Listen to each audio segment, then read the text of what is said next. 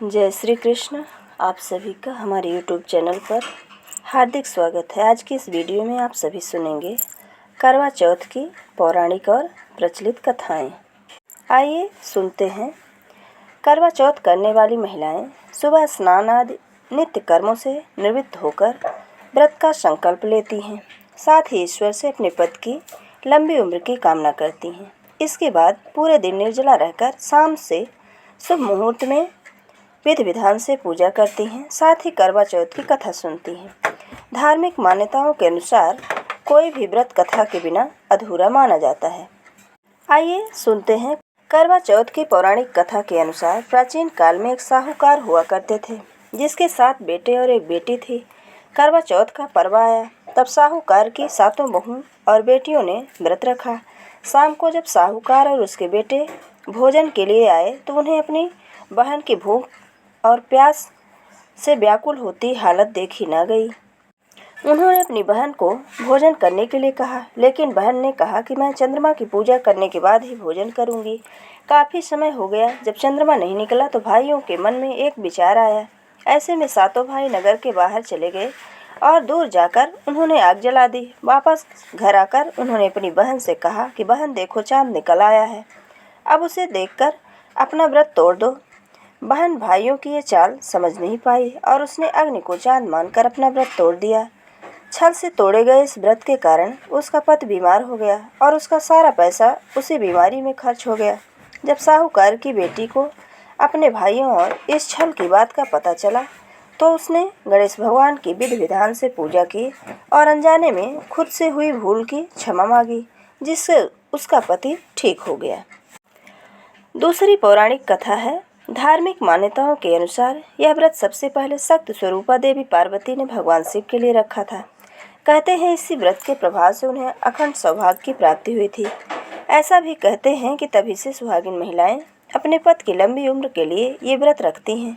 इस व्रत से जुड़ी एक कहानी के अनुसार एक बार देवताओं और राक्षसों के बीच भयंकर युद्ध छिड़ गया, जिसमें राक्षसों की जीत हो रही थी। तभी ब्रह्मदेव ने सभी देवताओं की पत्नियों को करवा चौथ का पावन व्रत रखने के लिए कहा। कहते हैं इसके बाद से कार्तिक माह की कृष्ण पक्ष की चतुर्थी के दिन सभी देवियों ने अपने पतियों के लिए व्रत रखा, जिससे देवताओं की जीत हुई। ऐसा माना जाता है कि इसके बाद से ही इस व्रत को रखा जाने लगा।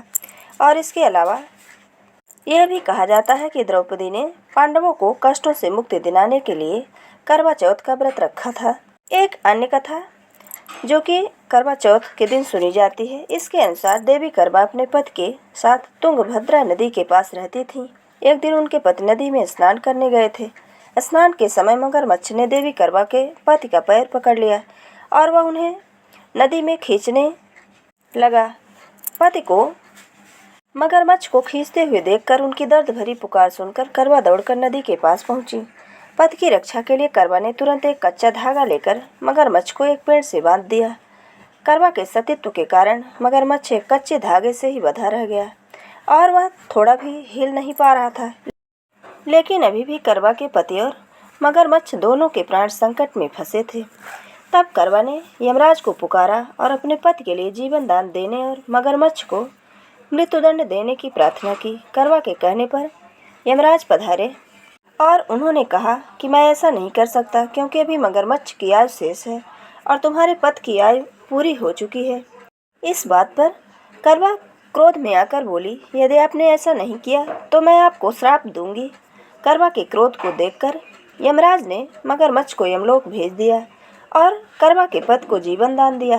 कहते हैं करवा चौथ के व्रत में सुहागिन महिलाएं करवा माता से प्रार्थना करती हैं कि हे करवा माता, जैसे आपने अपने पति को बचाया है वैसे ही मेरे सुहाग की रक्षा करना। एक अन्य पौराणिक कथा के अनुसार एक अंधी बुढ़िया हुआ करती थी, जिसके एक बेटा बहू थे। वह प्रतिदिन भगवान गणेश की पूजा किया करती थी। बुढ़िया माई की पूजा से खुश होकर एक दिन भगवान गणेश ने बुढ़िया माई को दर्शन दिए और कहा कि मैं तुम्हारी निस्वार्थ पूजा से प्रसन्न हूँ। जो तुम्हें मांगना है मांगो, मैं तुम्हारी कामना पूरी करूँगा। इस पर माई ने कहा कि मुझे तो कुछ मांगना नहीं आता। ऐसे में गणेश जी ने कहा कि मैं कल फिर से आऊँगा, जब तक तू अपने बहू बेटे से पूछ लेना। ऐसे में बुढ़िया माई अपने बेटे से पूछती है तो बेटा बोलता है कि माई धन मांग ले। वही बहू बोलती है कि पोता मांग ले। बुढ़िया माई बोलती है कि ये तो अपना अपना देख रहे हैं। ऐसे में वह पड़ोसियों से पूछती है तो पड़ोसी बोलते हैं कि माई, तेरी कुछ समय की ज़िंदगी है तो तू धन और पोते का क्या करेगी। तू एक काम कर, तू अपनी आँख मांग ले जिससे बची हुई ज़िंदगी को आराम से बिता सके। इस पर बुढ़िया माई बोली, ऐसा क्या मांगूं जिससे मेरी इच्छा भी पूरी हो जाए और बेटे बहू का भी मन दुखी ना हो।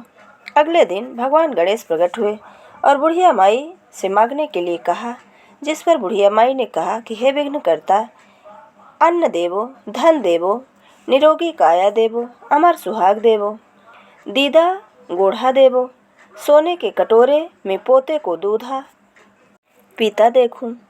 अमर सुहाग देवो, समस्त परिवार को सुख देवो और आपके चरणों में मुझे स्थान देवो। इस पर गणेश जी ने कहा कि बुढ़िया माई, तूने तो मुझे ठग लिया।